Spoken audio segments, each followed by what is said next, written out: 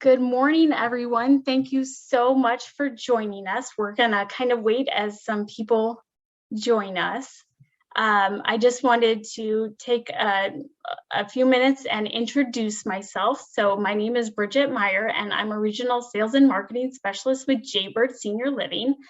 I am very passionate about education and support of those living with dementia and their caregivers. I've spent many years working with the Alzheimer's Association, so very excited to be here presenting our second edition of Caring Corner.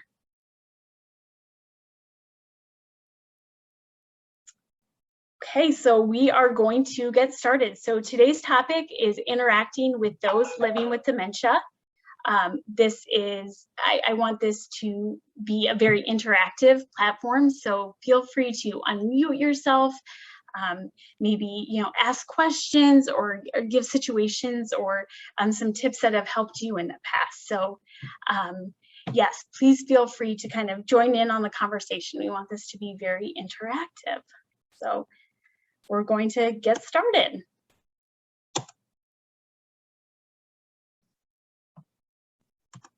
So I kind of want to give just a little background about dementia and the senses. So dementia just isn't a memory problem. We know it causes changes in behavior, personality, and then your physical body.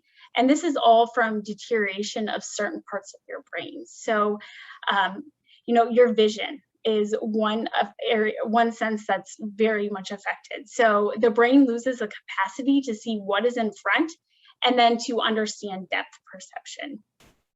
So how I like to kind of explain this and let us kind of step into your loved one's shoes is by using binoculars. So feel free to kind of put the binoculars up, but this kind of gives you an idea of what your loved one is seeing. So as they begin their dementia journey, they're going to have larger binoculars, but as you can see, they don't really have the peripheral vision.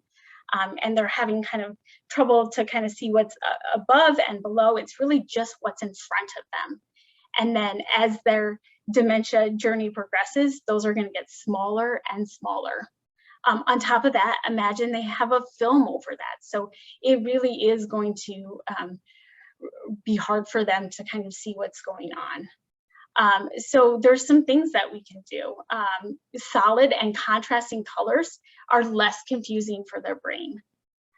So we want to keep floor colors different from the wall colors in the furniture. So maybe you have a beautiful gray pattern that's perfect for decoration, but it's hard for your loved one to see where they can sit down. And, it could be a trip hazard. So kind of being aware of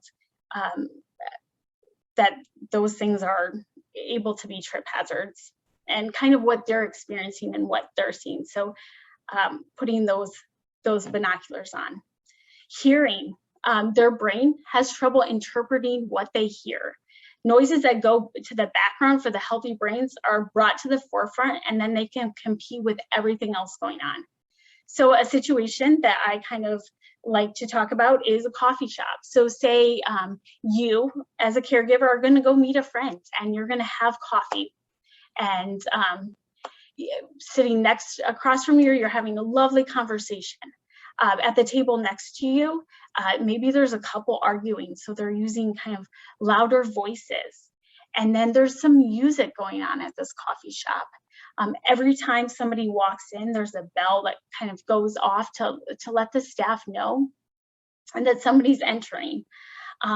Maybe somebody's cell phone's going off. Maybe outside you can hear tons of fire trucks and police cars that are going by. So this is kind of what it is like for your loved one that has dementia. There's so many competing noises.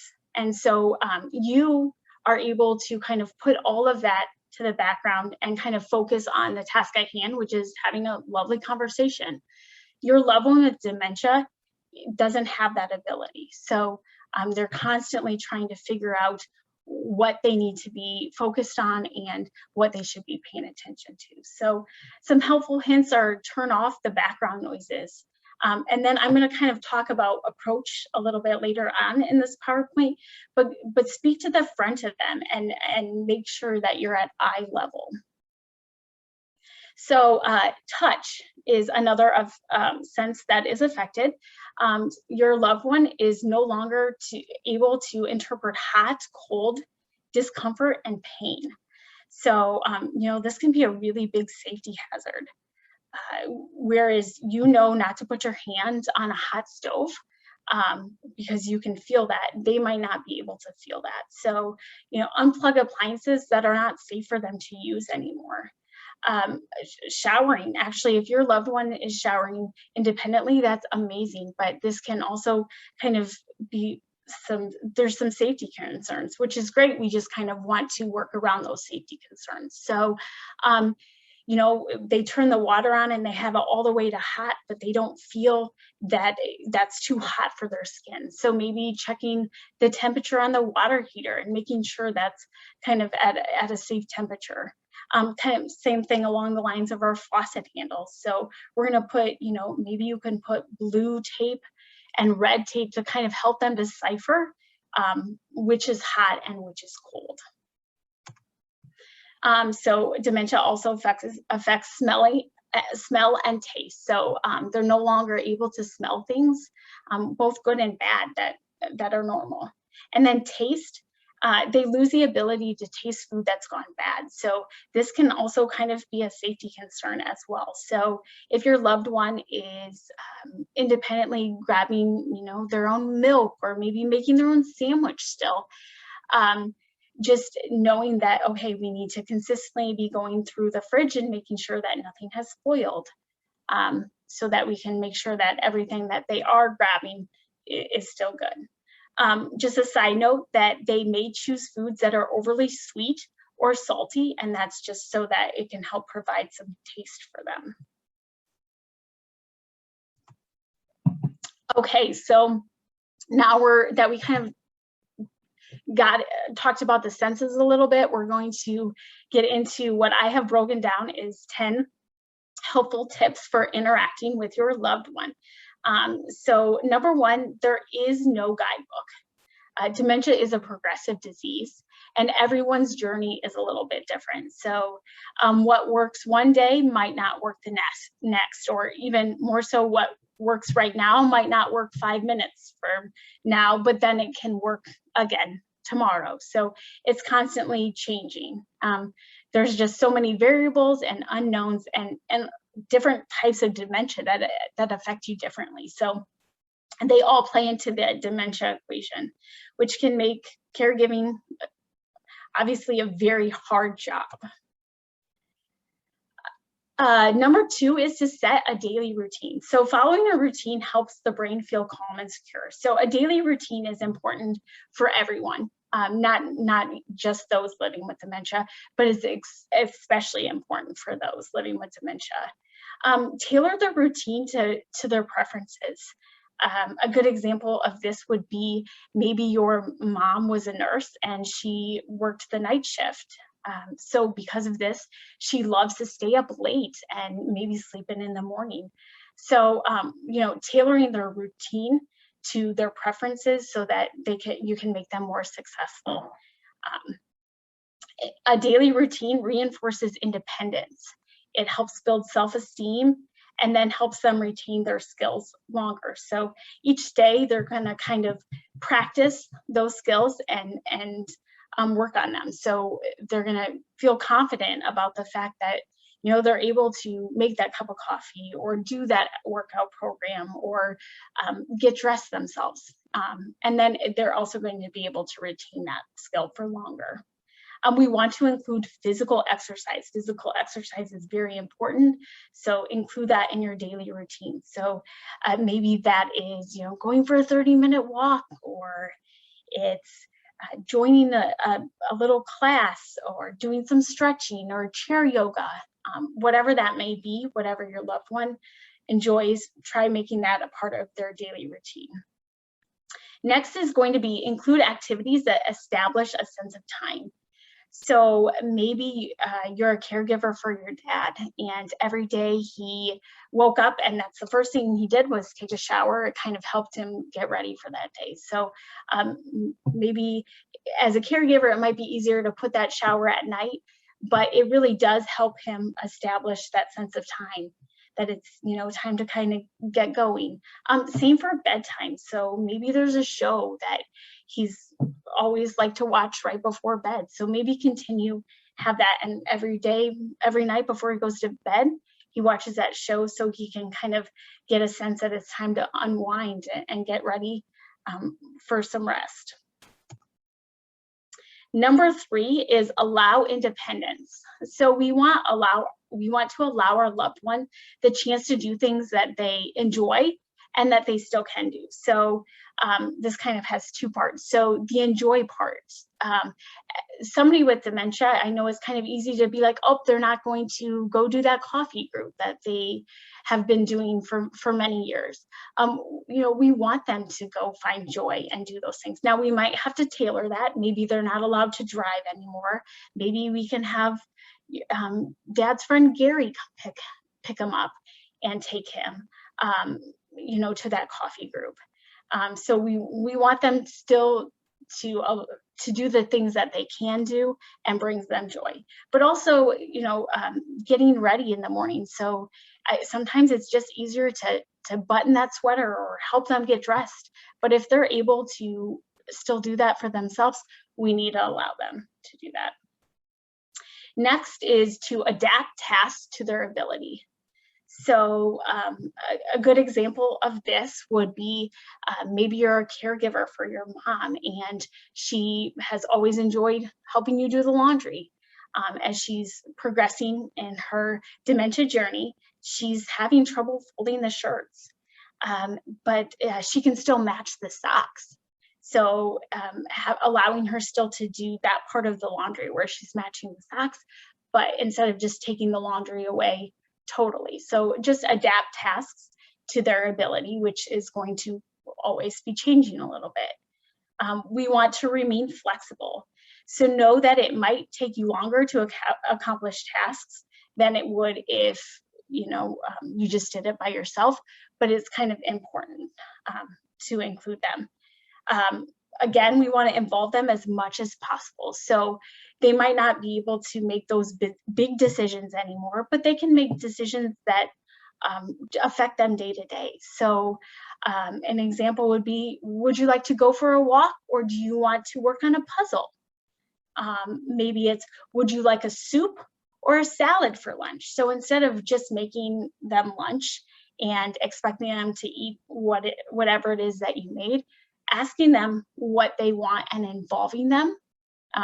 Just maybe they don't feel like a sandwich that day. And so giving them the ability to let them to say what they want. You could also have like a picture menus and have pictures of some of their favorite choices. And they could point to, maybe they want eggs or whatever it is for lunch. So involving them as much as possible in those day-to-day decisions. We want to make areas safe. So if your loved one is independently using the bathroom still, that's amazing. And we want them, the chance to do that, but we need to make it safe. So let's remove trip hazards. Is there rugs in the way or cords? Same thing, we want to lock up chemicals or anything that's unsafe, so they can roam their surroundings and environment as they would before they had the dementia diagnosis. Lastly, we want to address safety concerns immediately. So this is not something that can just wait. These need to be addressed immediately. And it can be really hard to have these tough conversations, but you're doing it for their safety. So 2 of the safety concerns that I hear most often, and I talk with caregivers and family members about, is one is driving. And that can be really hard to take away mom or dad's keys. But having that conversation, and then maybe let's tailor that and figure out a way that you can still, go to the grocery store. Maybe we can have a friend take you, or I can take you. So whatever it is, so that they're still allowed to go and have some of those independence. They're just not allowed to drive anymore. The other is cooking, unplugging the things that are unsafe for them, but maybe you're gonna set a time and you guys are gonna cook together so that you know that your mom really, really loves to cook. And so you're going to set aside time and do that together with her. It's just not something that she can do by herself. And then when you're not able to stand right there next to her, then all of those appliances are unplugged for her safety. Number 4 is create meaningful interactions.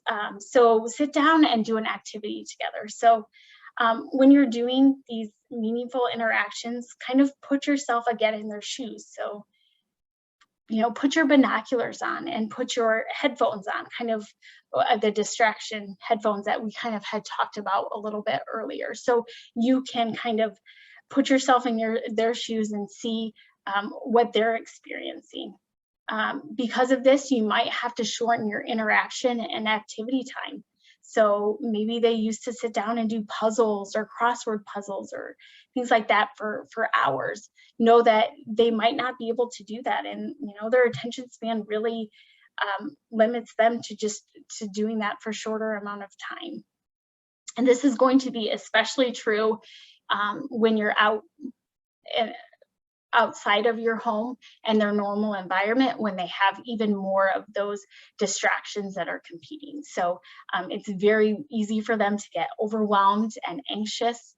And so, limit that time that's out and about. So maybe every Sunday you went for dinner and you met some friends. Like, continue to do that, but maybe instead of staying for pie and coffee, you're going to take that home and enjoy your pie at home with them. So physical touch, as humans, we all have the need for physical touch. So hold their hand, give them a hug, maybe rub their back. So they might not be able to ask for that, but it's a human need. This is a great tool to use as well when maybe your loved one is having trouble finding conversation. So they are unable to find the words that they're looking for, and they get very upset and anxious because they know that they're not able to communicate like they used to. Sitting there and just holding their hand or watching a show with them can really go a long way. Again, we want to limit distractions by turning off the background noises. So whatever our activity is whether it's out or at home, we kind of want to, again, put our binoculars and our headphones on, per se, and kind of experience what they're seeing or feeling. So maybe if we're doing puzzles or activity with them and we notice that they're getting distracted, kind of taking a step back and what is distracting them? Maybe it's the oven timer or the dryer timer, or maybe there's a TV on in the background and they're getting distracted by that. So kind of just being aware of those background noises. And then we want to involve activities that use cognitive and motor skills.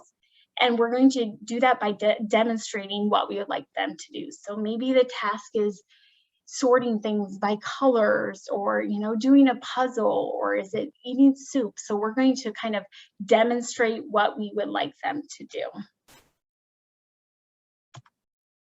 Number 5, be flexible. So know that tasks are going to take longer than normal. If they become agitated by a task, we want to reapproach them at a later time. So when they're becoming agitated, they're communicating to you that they're frustrated and they are having trouble. So we need to, although we might not understand why, we need to kind of step back, and we're going to give them a few minutes, and then we're going to reapproach them at a later time. So I know sometimes some stressful situations can be around clothes. You obviously, as a caregiver, have to wash some of those clothes that they wear, but maybe there's a particular pair of pants or a shirt that they always want to wear because that feels comfortable to them. So, if that is an area where you struggle, just maybe buy several pairs of pants or shorts so that you're able to um, kind of go around it that way and compromise. Um, we again compromise in situations when you're able to. So maybe you have to run errands and you really wanted your loved one to get in the shower that day. Um, After you attempted, you can tell it just isn't going to happen that day. So, there's times that we're going to need to compromise. So maybe we're going to give them a washcloth bath, or we could possibly put a little extra cologne or have your loved one wear a hat. So we're going to compromise in situations that we're able to. Um, Number 6 is take the long way around. So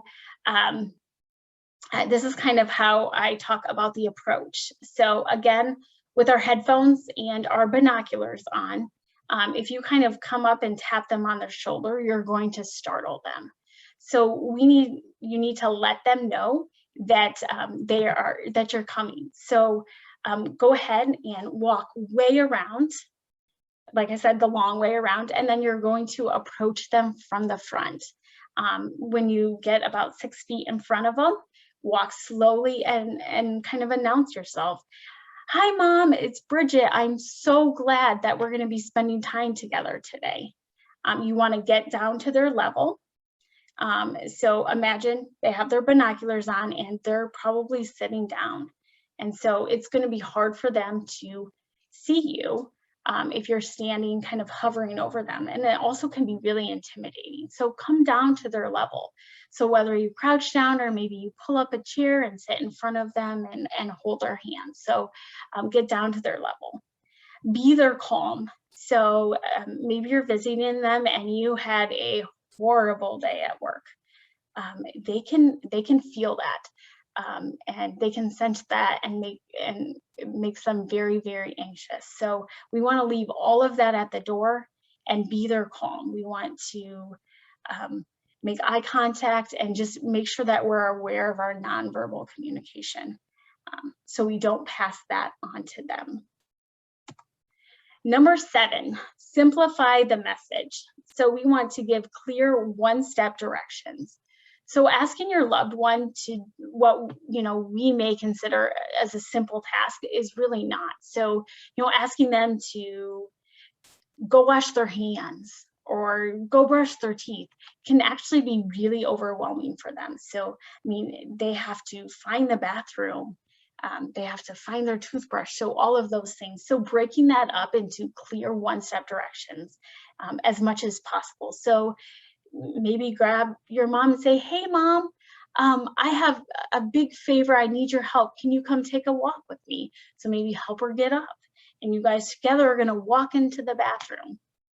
And then you're going to say, oh, my goodness, now, let's brush our teeth. And so you're going to, help her. You find your toothbrush. Can you grab your toothbrush? Let's brush your teeth now. So just breaking it up into those clear one-step directions is going to be a lot easier for them. We also want to give them a chance to respond. It can take a long time for them to have what you are asking them or what you're telling them to respond. So we need to give them, 20 to 30 seconds. Give them a little bit of time to register what you're saying. Lastly, don't ask open-ended questions. So, a question like, what would you like for lunch, can be extremely overwhelming. I personally get overwhelmed with that question. I don't know what I want for lunch. There's so many possibilities, right? So offer them, would you like a soup or salad? And, even better if you can show them and they can point to that. So we're gonna, simplify that. We're not gonna ask those open-ended questions, just so it's easier for them to make a decision. Number 8, don't argue. So I think this is extremely important. So what they're experiencing is their reality. So we need to meet them where they're at on that day, and it's going to change. and we need to avoid things that bring them agitation and stress. So I like to use the phrase connect, don't correct, redirect.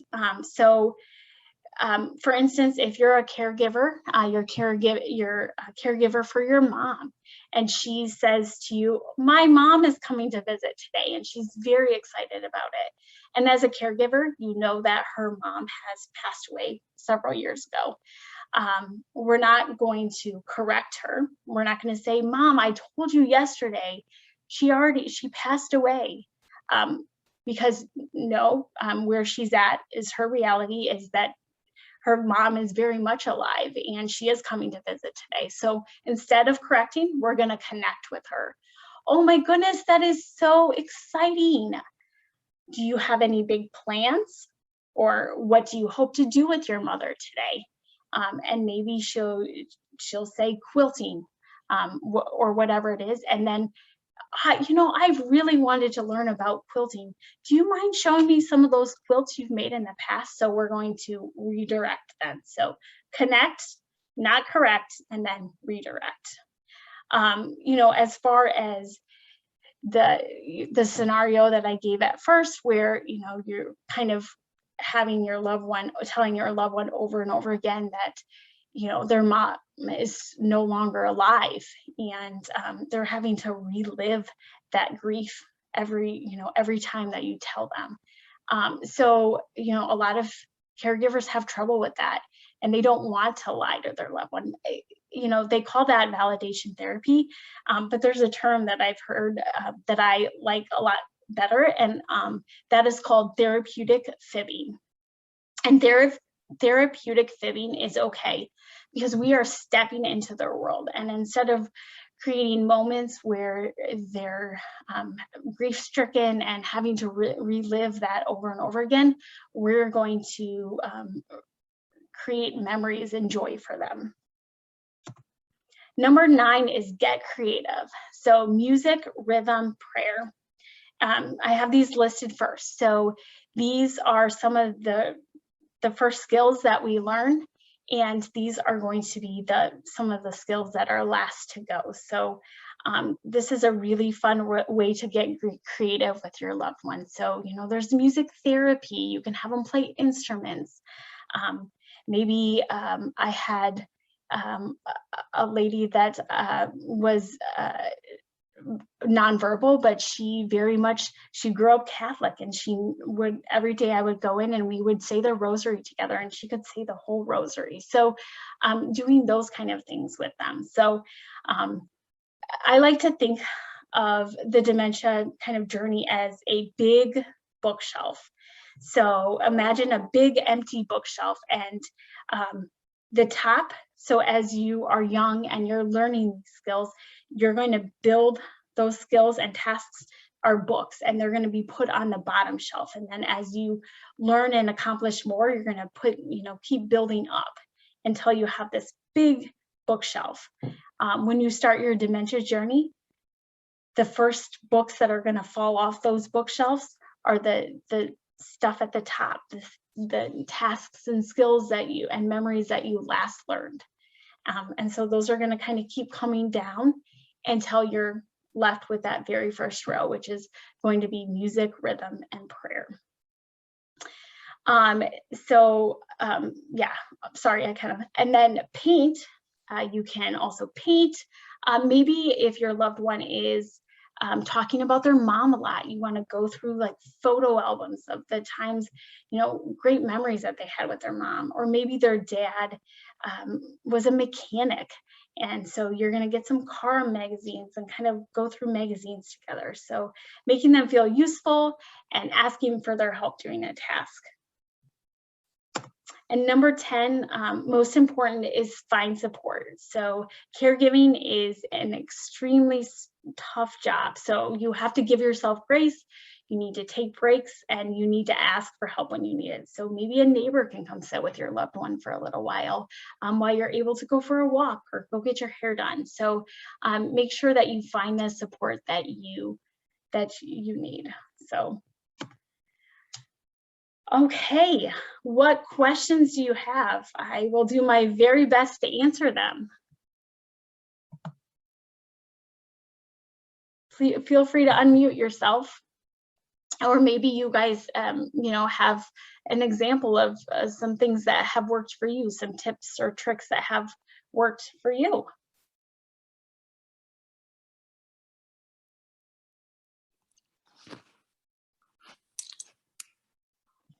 Hello, this is Eric Jorgensen, and my mother is currently in the Addington Place Jaybird facility in Carroll, and she is in hospice care. And one of our challenges is, we try to put ourselves in her place in terms of her delusions, and we're mostly able to do that except for when they concern the staff. And so she has what I understand is normal paranoia as a result of the dementia, and it is centered around a couple members of the staff. And we want her to feel safe, but we also don't want to, I don't know if this is the right word, enable her delusions when they come to external things to her with the staff. Especially when it could impact her daily care. Do you have any advice on when not to enter their world, or better ways to, agree without agreeing, or disagree without disagreeing?